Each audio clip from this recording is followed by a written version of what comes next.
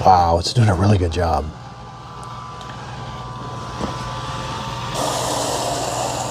That was really dried on mud.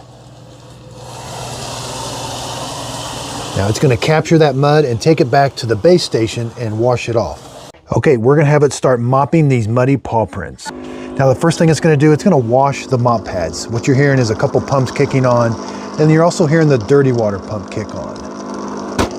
This usually takes about 2 minutes, and you'll hear the mop pads spinning.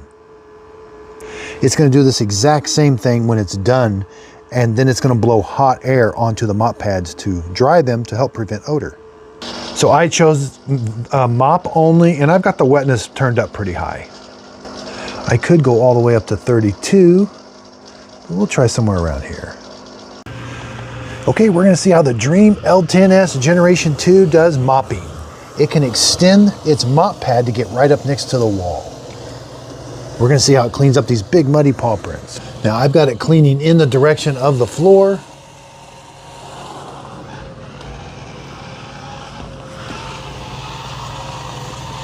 All right, I did a pretty good job with that. All right, and I've got it, it's going to do 2 passes.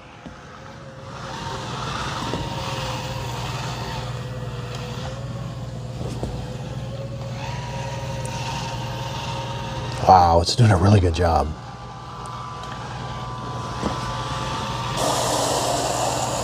That was really dried on mud. Now it's going to capture that mud and take it back to the base station and wash it off. So yeah, it's done a really good job. Hopefully it's going to come back and get these 2 little spots. Now if we take a look,